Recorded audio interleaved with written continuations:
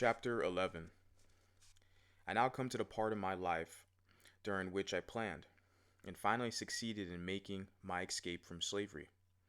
But before narrating any of the peculiar circumstances, I deemed it proper to make it known my intention not to state all the facts connected with the transaction. My reasons for pursuing this course may be understood from the following. First, were I to give a minute statement of all the facts, it is not only possible, but quite probable, that others would thereby be involved in the most embarrassing difficulties. Secondly, such a statement would most undoubtedly induce greater vigilance on the part of the slaveholders than has existed heretofore among them, which would, of course, by the means of guarding a door whereby some dear brother bondman might escape his galling chains. I deeply regret the necessity that impels me to suppress anything of importance connected with my experience in slavery. It would afford me great pleasure, indeed, as well as materially add to the interest of my narrative, were I at liberty to gratify a curiosity which I know exists in the minds of many, but an accurate statement of all the facts pertaining to my most fortunate escape. But I must deprive myself of this pleasure, and the curious of the gratification which such a statement would afford. I would allow myself to suffer under the greatest imputations which evil-minded men might suggest, rather than exculpate myself.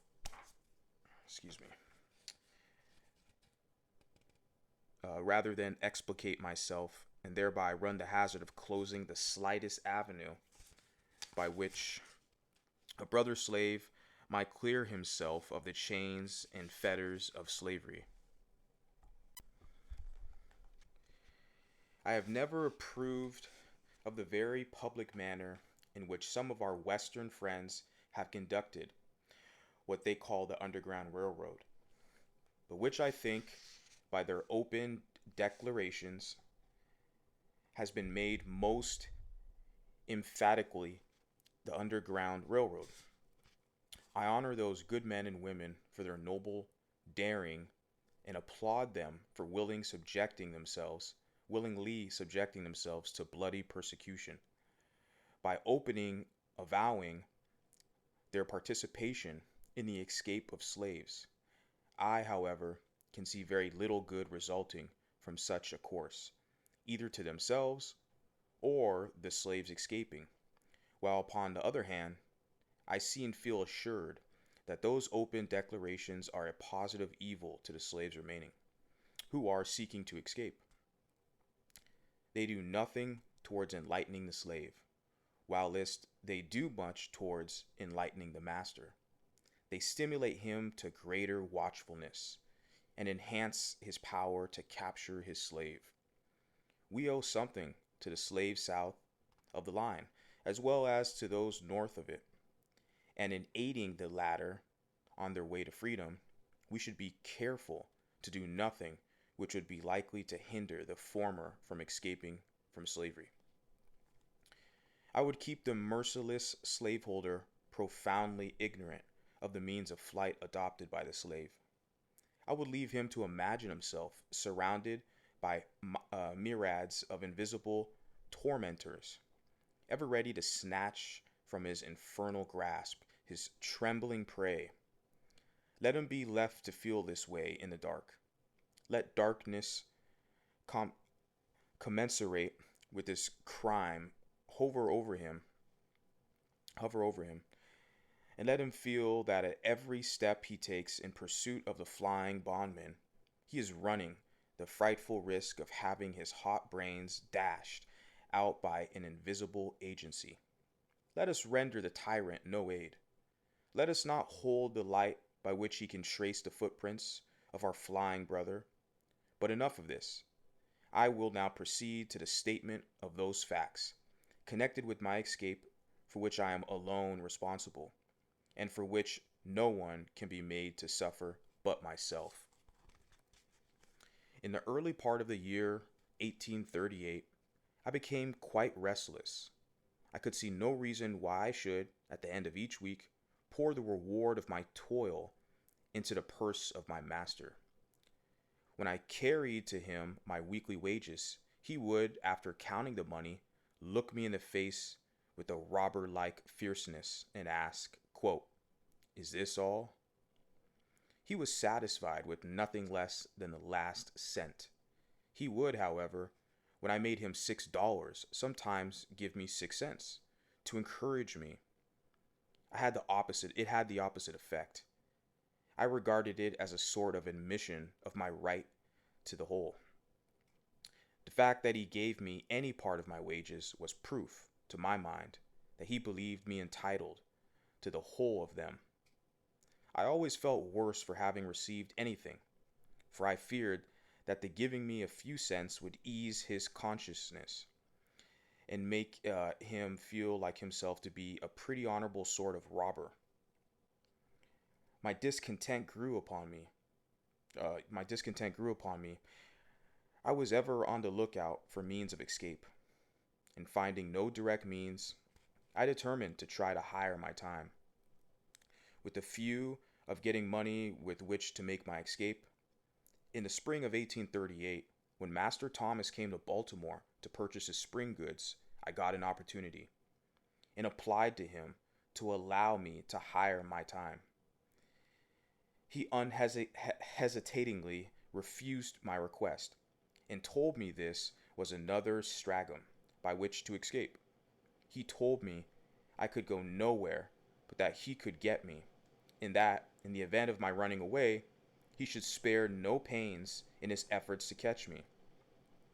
He exhorted me to conduct myself and be obedient. He told me if I would be happy, I must lay out no plans for the future.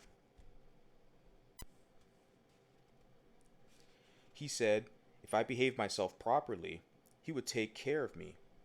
Indeed, he advised me to complete thoughtlessness of the future and taught me to depend solely upon him for happiness. He deemed to see fully the pressing necessity of setting aside my intellectual nature in order to contentment in slavery. But in spite of him, and even in spite of myself, I continued to think, and to think about the injustice of my enslavement and the means of escape. About 2 months after this, I applied to Master Hugh for the privilege of hiring my time.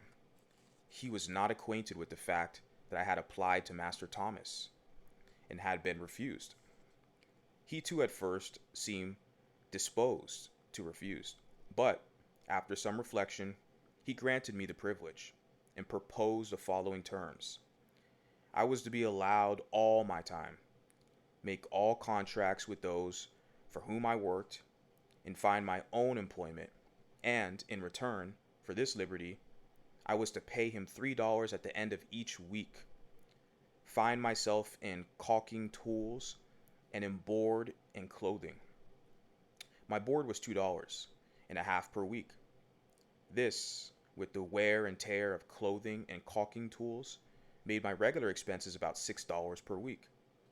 This amount I was compelled to make up, or relinquish the privilege of hiring my time. Rain or shine, work or no work, at the end of each week, the money must be forthcoming, or I must give up my privilege.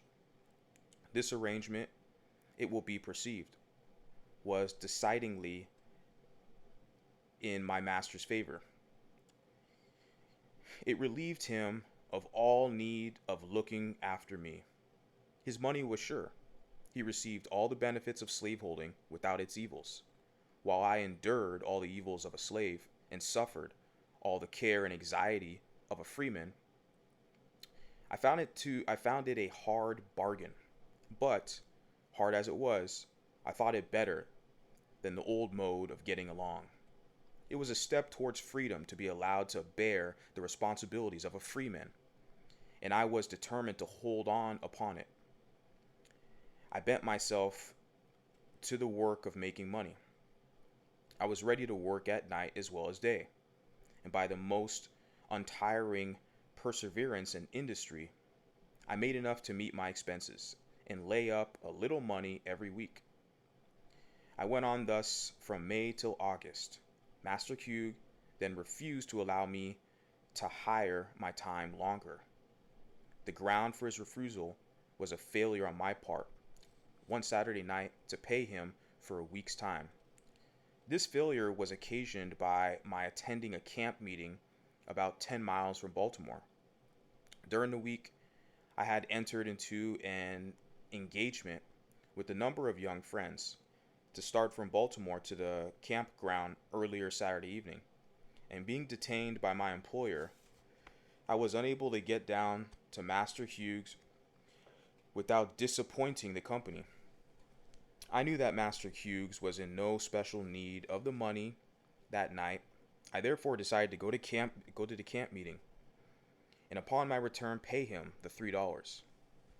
I stayed at camp meeting one day longer than I intended when I left, but as soon as I returned, I called upon him to pay him what he considered his due. I found him very angry.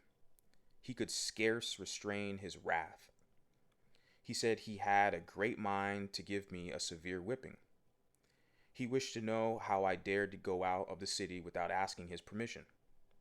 I told him I hired my time, and while I paid him the price which he asked for it, I did not know that I was bound to ask him when and where I should go. This reply troubled him, and after reflecting a few moments, he turned to me and said I should hire my time no longer, that the next thing he should know of, I would be running away. Upon the same plea, he told me to bring my tools and clothing home forthwith. I did so, but instead of seeking work, as I had been accustomed to do previously to hiring my time, I spent the whole week without the performance of a single stroke of work. I did this in retaliation. Saturday night, he called upon me as usual for my week's wages. I told him I had no wages. I had done no work that week. Here we were upon the point of coming to blows. He raved and swore his determination to get hold of me. I did not allow myself a single word, but was resolved. If he laid the weight of his hand upon me, it should be blow for blow.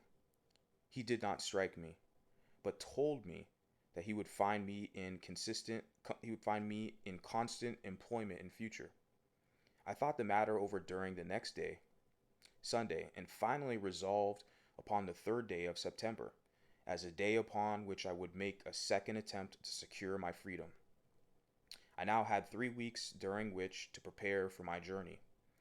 Early on Monday morning, before Master Hugh had time to make any engagement for me, I went out and got employment of Mr. Butler at his shipyard near the drawbridge, upon what is called the city block, thus making it unnecessary for him to seek employment for me.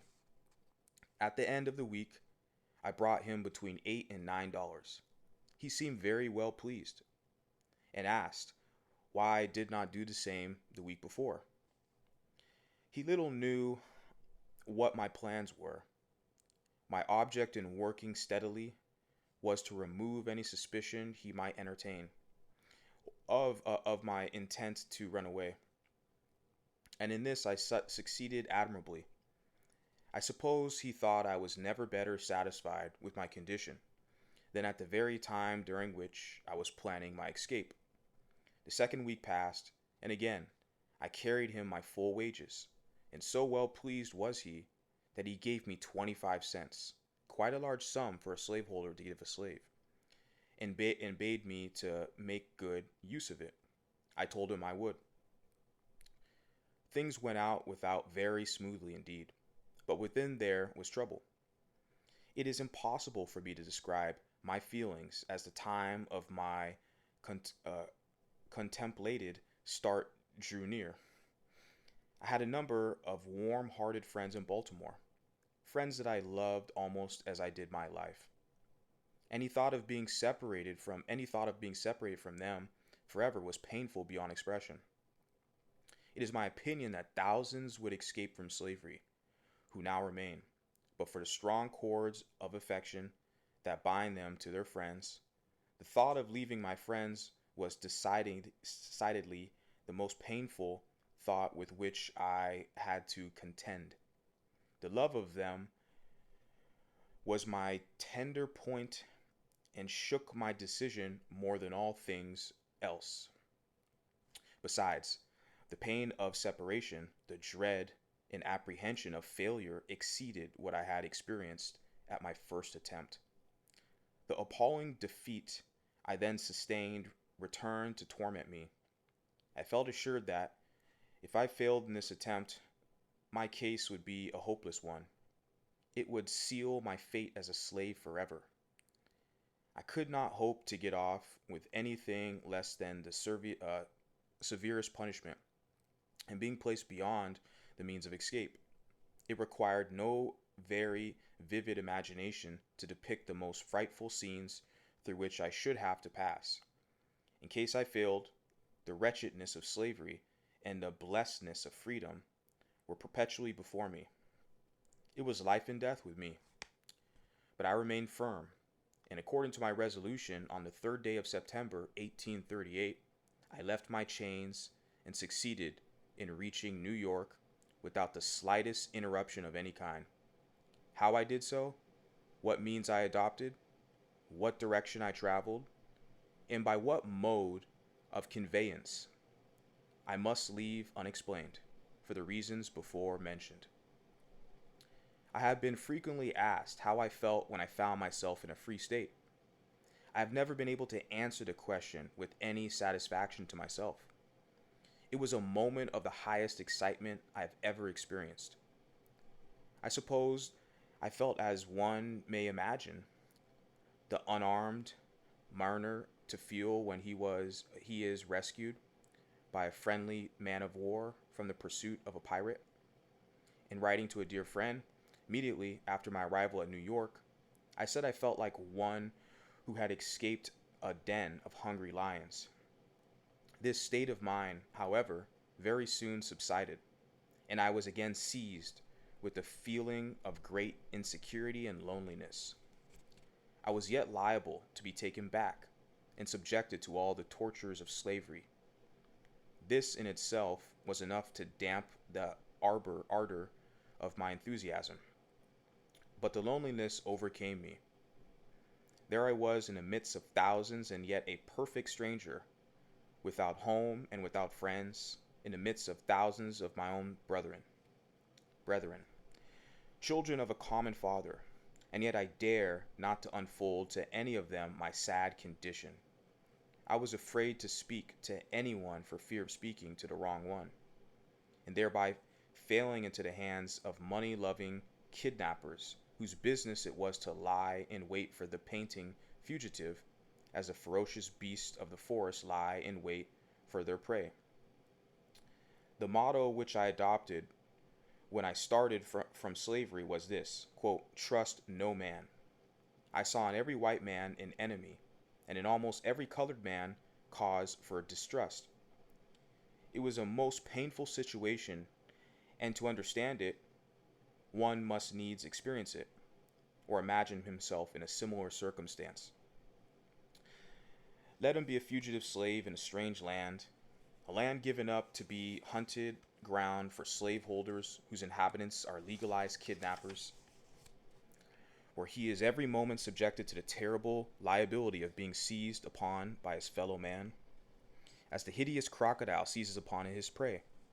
I say, let him place himself in my situation, without home or friends, without money or credit, wanting shelter, and no one to give it, wanting bread, and no money to buy it.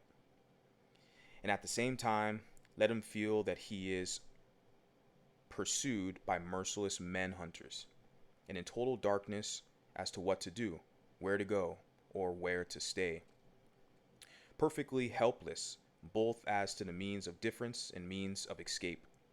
In the midst of plenty, yet suffering the terrible yawnings of hunger.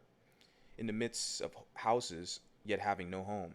Among fellow men, yet feeling as if in the midst of wild beasts, whose greediness to swallow up the trembling and half famished fugitive is only equaled by that with which the monsters of the deep swallow up the helpless fish upon which they subset.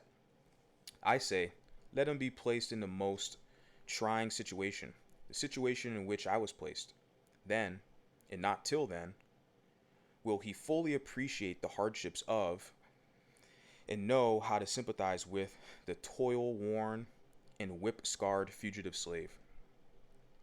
Thank heaven, I remained but a short time in this distressed situation. I was relieved from it by the humane hand of Mr. David Ruggles, whose vigilance, kindness, and perseverance I shall never forget. I am glad of an opportunity to express as far as words I can the love and gratitude I bear him. Mr. Ruggles is now afflicted with blindness, and is himself in need of the same kind offices which he was once so forward in the performance of toward others. I had been in New York but a few days when Mr. Ruggles sought me out, and very kindly took me to his boarding house at the corner of Church and L'Esplanade Streets. Mr. Ruggles was then very deeply engaged in a memorable Dard case, as well as attending to a number of other fugitive slaves, devising ways and means for their successful escape. And though watched and hemmed in on almost every side, he seemed to be more than a match for his enemies. Very soon after I went to Mr. Ruggles, he wished to know of me where I wanted to go, as he deemed it unsafe for me to remain in New York. I told him I was a caulker and should like to go where I could get work. I thought of going to Canada, but he decided against it, and in favor of my going to New Bedford, thinking I should be able to get work there at my trade. At this time, Anna, my intended wife, came on, for I wrote to her immediately after my arrival at New York. Notwithstanding my homelessness, houseless, and helpless condition, informing her of my successful flight and wishing her to come on forthwith. In a few days after her arrival, Mr. Ruggles called in the Rev. J.W.C. Pennington, who in the presence of Mr. Ruggles, Mrs. Michaels, and 2 or 3 others, performed the marriage ceremony and gave us a certificate of which the following is an exact copy.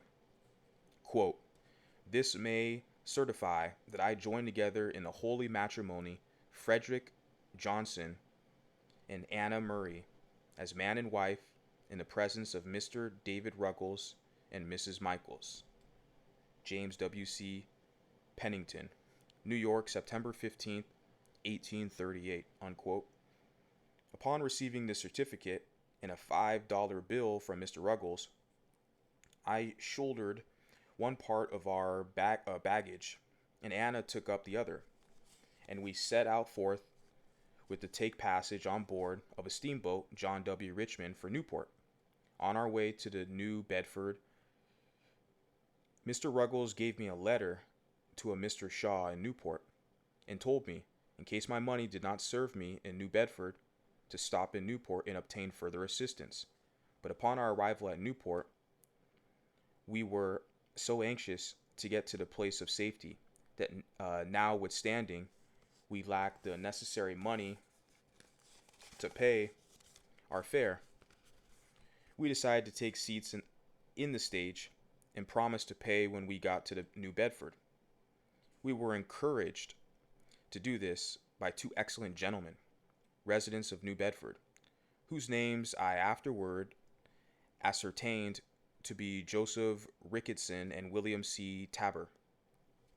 They seemed at once to understand our circumstances and gave us such assurance of their friendliness as put us fully at ease in their presence.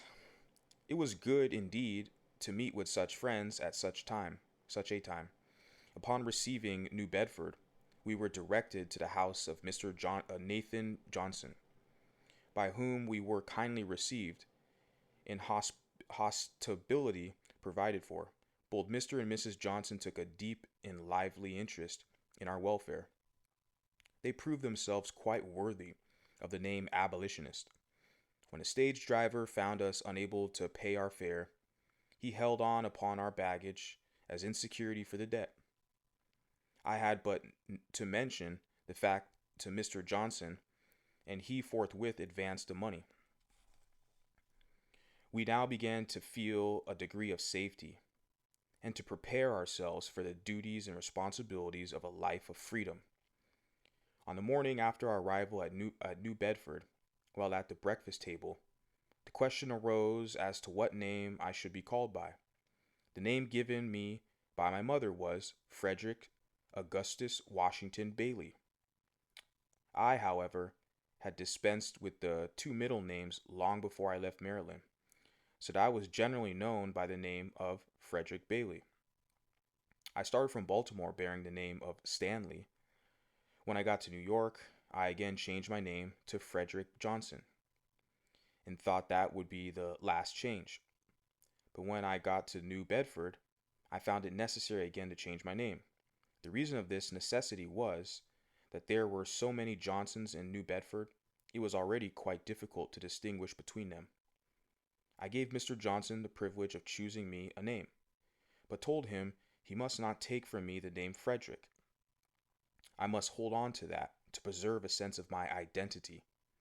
Mr. Johnson had just been reading the, quote, Lady of the Lake, quote, and at once suggested that my name be, quote, Douglas. From that time until now, I have been called Frederick Douglass, and as I am more widely known by the name than by either of the others, I shall continue to use it as my own. I was quite disappointed at the general appearance of things in New Bedford. The impression which I had received respecting the character and condition of the people of the North, I found to be singularly erroneous. I had very strangely supposed while in slavery that few of the comforts and scarcely any of the luxuries of life were enjoyed at the North, compared with what we enjoyed by slaveholders of the South. I probably came to all this conclusion from the fact that Northern people own no slaves.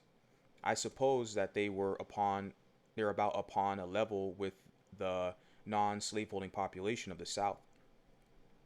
I knew they were exceedingly poor, and I had been accustomed to regard their poverty as the necessary consequence of there being no slaveholders. I had somehow embedded the opinion that in the absence of slaves there could be no wealth and very little refinement. And upon coming to the North, I expected to meet with a rough, hard-handed, and uncultivated population living in the most Spartan-like simplicity, knowing nothing of the case, luxury, pomp, and grandeur of Southern slaveholders.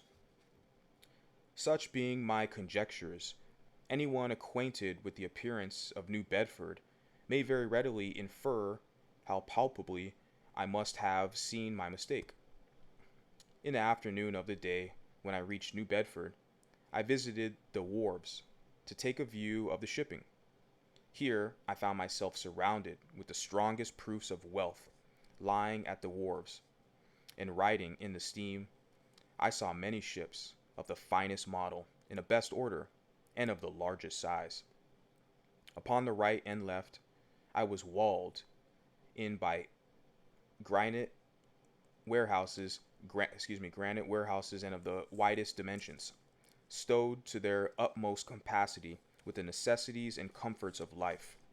Aided to this, almost everybody seemed to be at work, but noiselessly so, compared with what I had been accustomed to in Baltimore. There were no loud songs heard from those engaged loading and unloading ships. I heard no deep oaths of horrid curses on the laborer.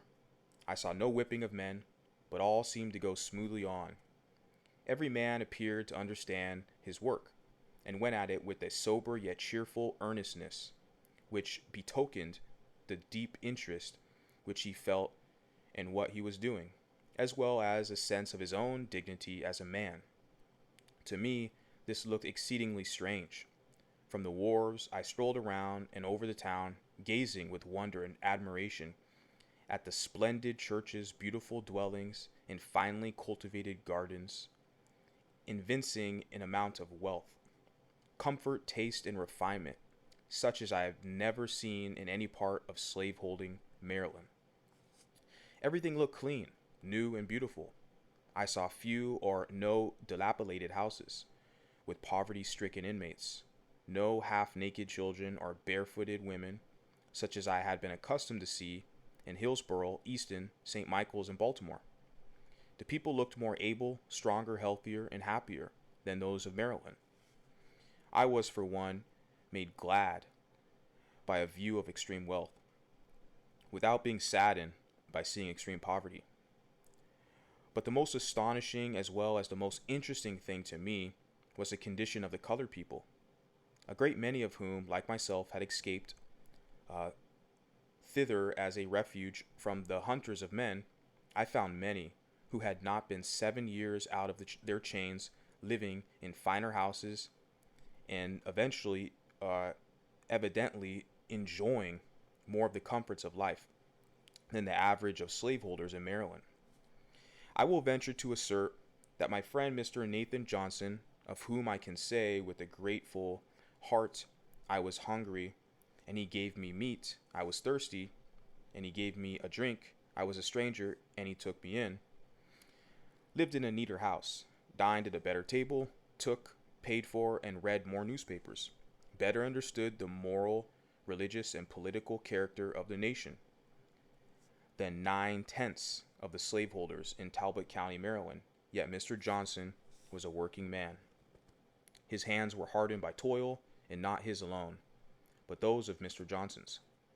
I found the colored people much more spirited than I had supposed they would be. I found among them a determination to protect each other from the bloodthirsty kidnapper at all hazards. Soon after my arrival, I was told of a circumstance which illustrated their spirit. A colored man and a fugitive slave were on unfriendly terms. The former was heard to threaten the latter with informing his master of his whereabouts. Straightway a meeting was called among the colored people. Under the stereotypes notice, quote, business of importance, quote, the betrayer was invited to attend.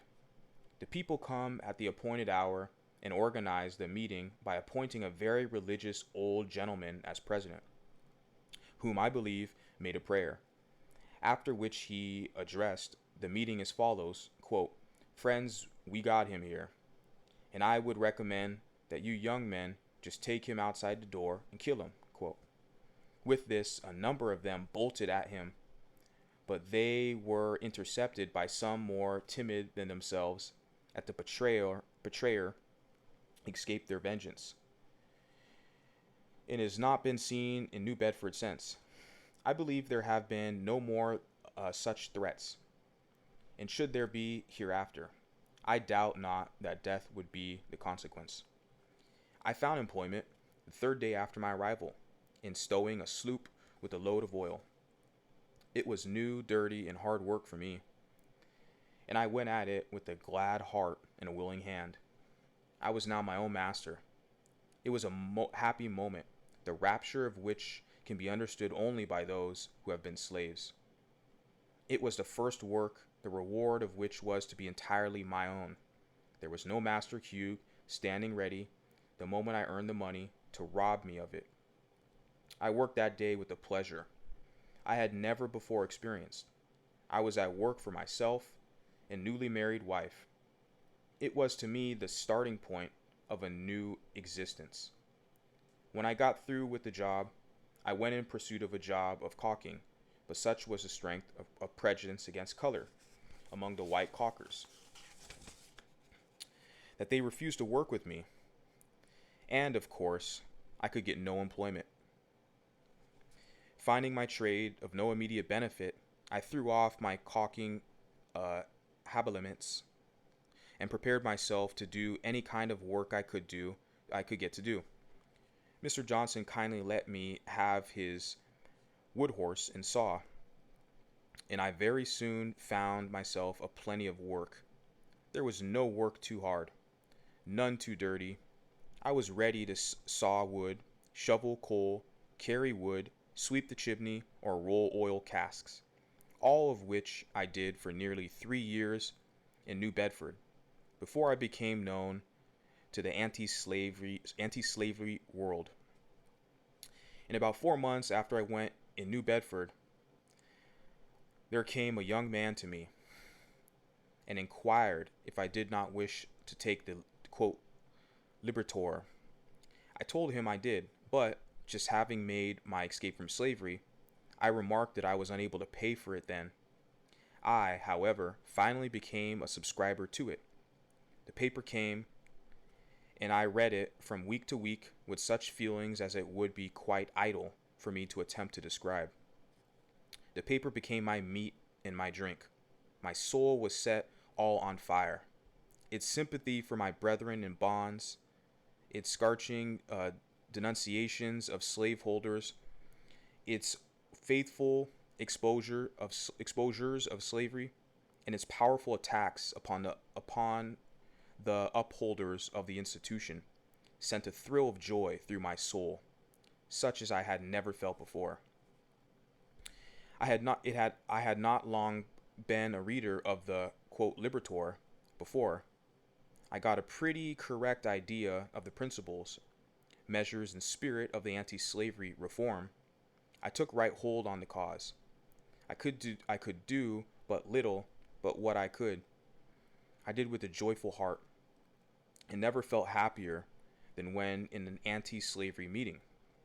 I seldom had much to say at the meetings, because what I wanted to say was said so much better by others. But while at attending an anti-slavery convention at Nantucket on the 11th of August 1841, I felt strongly moved to speak, and was at the same time much urged to do so by Mr. William C. Coffin, a gentleman who had heard me speak in the colored people's meetings at New Bedford. It was a severe cross, and I took it reluctantly. The truth was, I felt myself a slave, and the idea of speaking to white people weighed me down. I spoke but a few moments, when I felt a degree of freedom, and said what I desired with considerable ease. From that time until now, I have been engaged in pleading the cause of my brethren. With what success and with what devotion, I leave those acquainted with my labors to decide.